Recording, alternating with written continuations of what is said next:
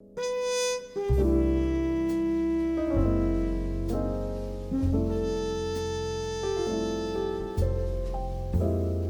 everybody, welcome back to my channel. In today's video, I want to talk about ankle boots. Ankle boots are some of my absolute favorite wardrobe pieces, and I've slowly been building my collection over the last couple years, and I've realized just how versatile they are for my own personal tastes and my wardrobe preferences.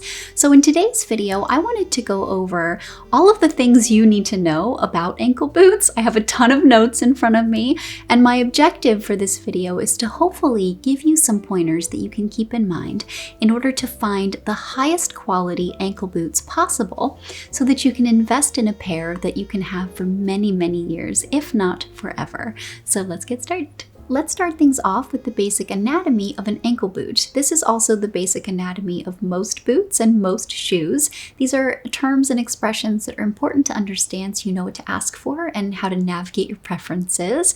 So let's start off with the sole. The sole refers to the bottom of the shoe. That's what you walk on. That's what comes in direct contact with the ground. And that is typically found in either leather or rubber or another synthetic material. The leather is a little bit thinner, a little bit more elegant typically, and is more often than not associated with a dressier shoe.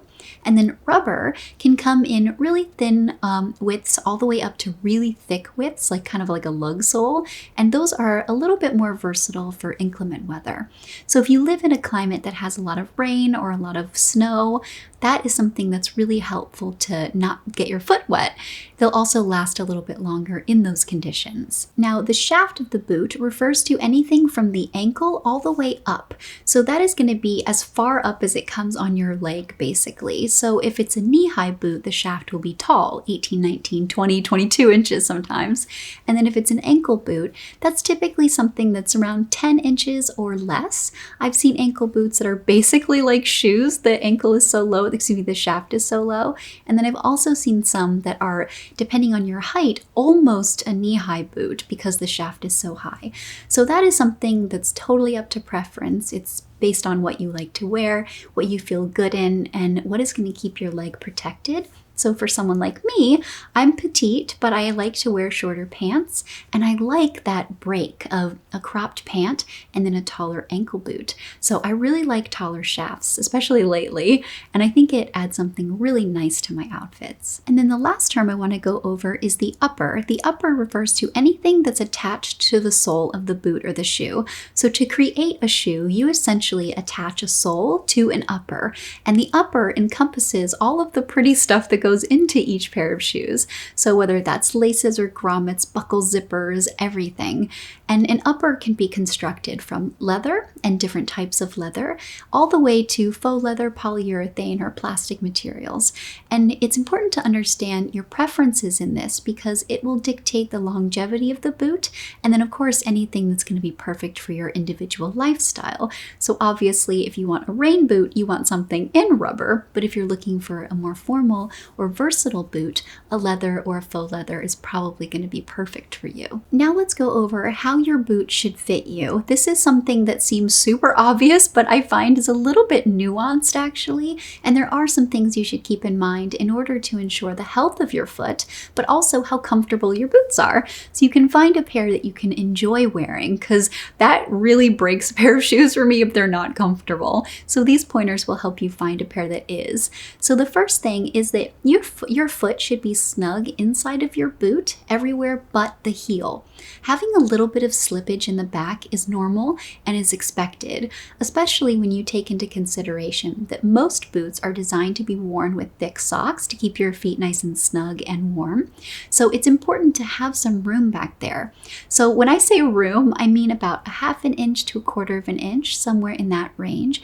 Your foot shouldn't be flopping around everywhere, but you should be able to move it slightly. And that's because over time, that area has been designed in a well-made boot to fit and form to your foot.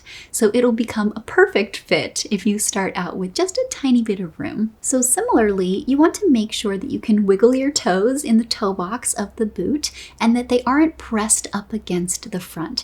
Because if they are, you'll get hammer toe and be really uncomfortable, get bunions and all these terrible things as you wear them.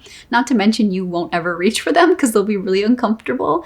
And then also, that's really important because a lot of us have in our minds that boots will stretch, especially if they're leather, but that's actually not that true. And a well-made boot will only stretch a couple millimeters, so not nearly enough to accommodate for a too tight fit to begin with. So just like the heel of the boot, it's okay to have about a half an inch or a quarter of an inch of wiggle room in the toe box, because again, when you wear thick socks, you wear those for all day and your foot swells as the day goes on. They will maintain comfort and they won't be too loose or too tight. So another thing that's important to keep in mind when trying on boots is that you should always try them on at the end of the day.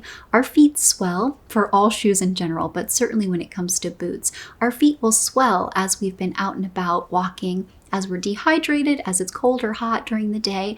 And so trying your shoes on at night will ensure that your foot is the biggest it's possibly going to be. So you won't buy a shoe that's too small, and then it won't fit you as the day goes on, and you'll be in pain when you need to be in the least amount of pain, which is after walking all day. So that's really a game changer. I started doing that a couple years ago because my mom taught me that, and it really makes a big difference. Another thing that's really important to understand when it comes to boots and all shoes in general is the width.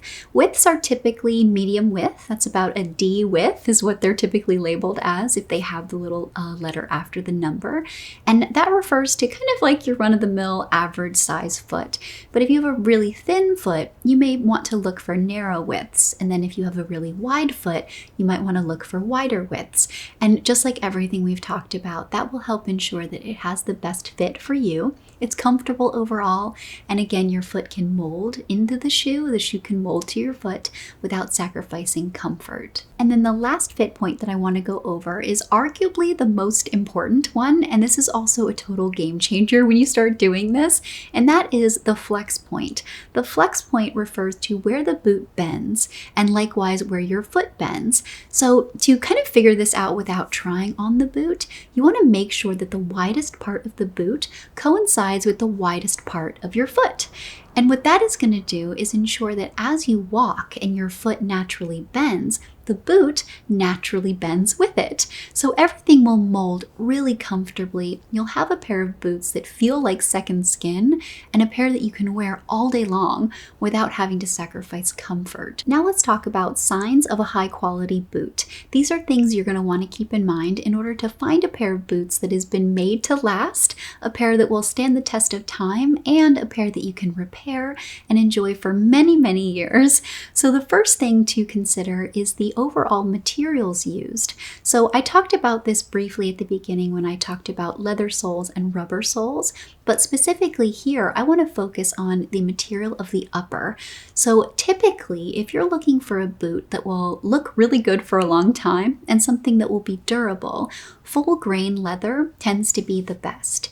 It's very durable, it lasts a long time, it looks really good as it's worn, and it doesn't get any aggressive creasing or any signs of aggressive wear and tear that make the boot look old, basically. Now, if you're looking for a more formal boot or something that's going to be a little bit dressier, maybe a little prettier, and something that is going to require more maintenance but will have beautiful payoff, then you're going to want to look for some softer leathers, some nicer materials, things like calfskin, things like Scotch grain leather, and those again require you to have a little bit more attention to them. You have to wipe them down, maintain them, keep them nice and treated and cared for, but over time they also age really beautifully and they look elegant for a very long time.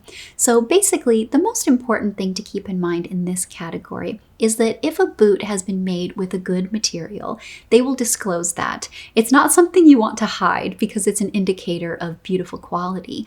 So if a brand just lists leather or maybe pure leather or genuine leather, those things tend to mean a composite leather. So they've mishmashed a bunch together. They're typically the lower grade leathers. It also typically means the price is lower. but the payoff is that the boot won't last as long, it won't look as great for as long, and it might end up with aggressive wear and tear pretty quickly that can't be repaired. So keep that in mind. So at the beginning of this video, I talked about the upper and the sole and how you attach the two of them to make a shoe or a boot. So how you attach them refers to the construction, and there are two basic types that you can use. You can either stitch the soles and the uppers, or you can glue them. Now, stitching is much more time intensive. It requires more labor and more skill, and it's also more expensive, more durable, and longer lasting. Also, if you find something that's been Blake stitched or Goodyear welted, that is like the top of the top. Those are going to last absolutely forever. It is more expensive all of the time. There's not an instance where that wouldn't be, but it also means that you can repair them. You can replace the soles many, many times, or as many times as you need, and more often than not, those shoes will last your whole life. So that is definitely what I personally look for when I can. And now on the opposite end, you can glue them. Now, gluing is a lot less expensive. It doesn't require as much labor or skill, so it's cheaper all of the time. And it's also what fast fashion brands will use. So if you see a pair of boots that seems really, really inexpensive and they aren't secondhand, chances are the soles have been glued, and those cannot be repaired. So depending on how long you intend to have your shoes, that's something that's really important to understand.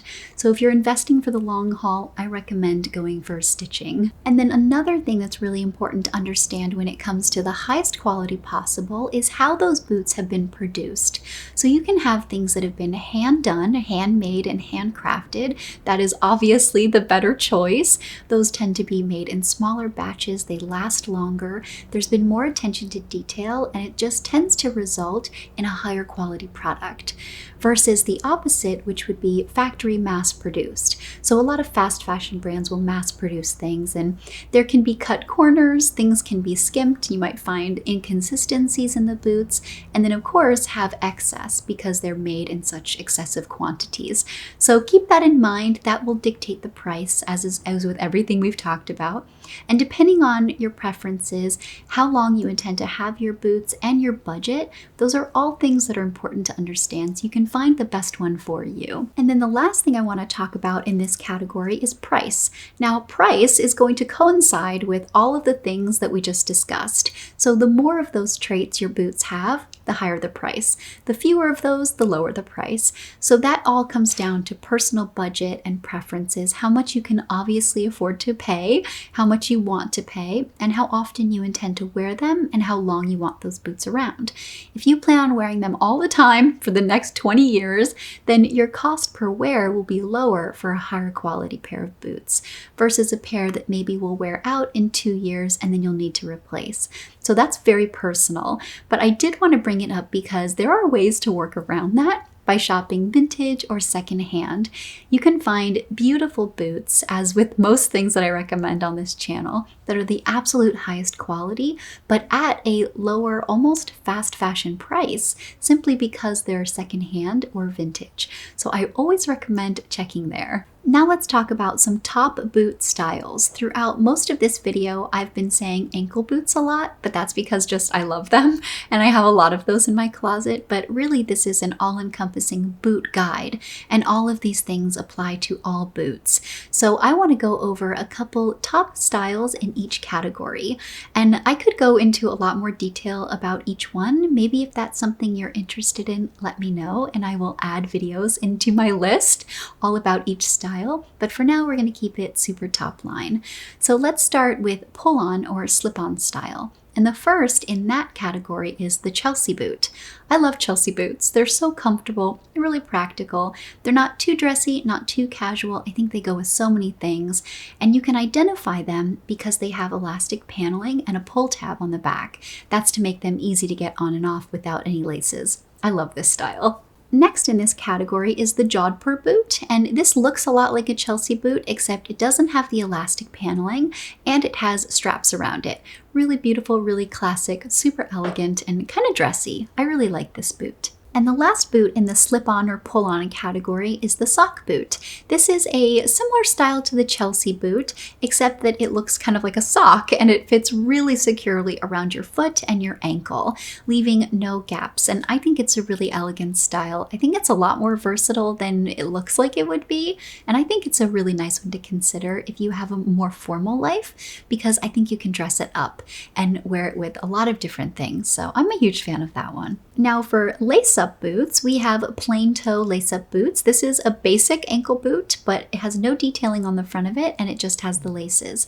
This is something I recently added to my wardrobe and I love it so much. I don't know why I never had a pair like this before, but it is so elegant, really, really beautiful, and goes with so many things. And then if you want that style of a boot but a little dressier, you can go for a cap toe. Cap toe is a little bit more formal. It's really beautiful as well. I also have a pair of these in my wardrobe that are a relatively new addition. And I don't know why I never had these before either, because again, super versatile, really functional and beautiful.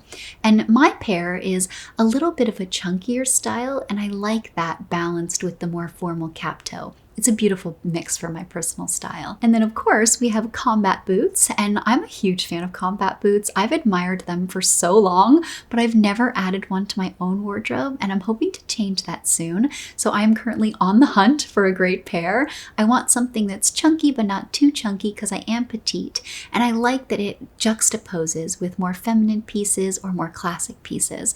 And I think it's a really timeless boot that you can't go wrong with. And the last style of lace-up boots that I want to talk about is wingtip or dress boots. These have either a full wingtip, full broguing, or maybe like a half brogue, and they're really great. A little bit more formal than any of the other styles we've talked about, but really classic and really beautiful. If you have a more formal style, I think this is a great shoe. But just always keep in mind that wingtips or broguing on anything does dress it up quite a bit. So if you want something more versatile, this might be a little too formal for maximum versatility. Now for tall boots, there are 3 basic styles that I want to talk about. The first is riding boots. Riding boots are characterized by being flat and coming to your knee. Sometimes they have no detailing, other times you'll see them with equestrian style details like horse bit. And I really love these because they're really versatile and really, really timeless. They go with a bunch of different things, and I think it's a beautiful boot to consider. And then we also have knee-high boots. That is like a riding boot, except it'll have a heel typically. Usually that's about 1 inch all the way up to 4 inches if you like. And those can have some detailing on them as well and be in different materials and different prints and stuff. And that's beautiful. I have a pair in my own wardrobe that I love. And then the last style that I want to talk about in tall boots is over the knee boots. As the name suggests, those come over the knee. And I really love these because they kind of keep you warmer than regular tall boots. And there's something that when chosen in a heel height that's right for you and your lifestyle is really, really timeless. I'm interested in adding a pair of these to my own wardrobe eventually. To close out this video, I want to share what I think is the most versatile style of boot. So I'm going to share a hypothetical. If you could only have 1 pair of boots, what would I recommend? This is the style that I had in my wardrobe singularly by itself for many years as I got to know my personal style, and it was very versatile and very practical. And that would be an ankle boot style that's plain, has very minimal decor, so no aggressive hard wearing, no cap toeing, just a really sleek style in a color that you wear a lot. For me, that was black leather. For you, that might be brown or burgundy maroon, whatever. And something that is in a heel height that's comfortable for you. So it's not too casual and not too dressy. So I think something that's 1 inch, maybe 2 inches is absolutely perfect. It will go with skirts, pants, jeans, everything, and you'll be able to wear it endlessly. Now, if you wanted 2 pairs of boots, I would recommend the ankle boots that I just talked about, and then a pair of knee-high boots in a color that again goes with most of your wardrobe, with very minimal hardware and a small heel. So I wouldn't recommend a riding boot because I think that can be sometimes too casual, and instead I would recommend something that's kind of sleek, something that fits you really well. It feels really comfortable around your calf, so it's not too tight and not too loose. And I think that goes with so many things. Dresses, pants, you can wear it over your jeans. You can tuck your pants into it. That's really popular right now and I think looks so good. And you can wear those for years and they will never date. I really recommend those two if you were to have only 2 pairs. And for me, that's what I had in my wardrobe for many years. And I got a ton of wear out of both of them. And from there, I was able to figure out the other styles that I liked and slowly build my boot collection. So I hope that this was helpful. I hope it gave you some things to consider. I did an entire boot roundup over on my blog. I will link it down below for you.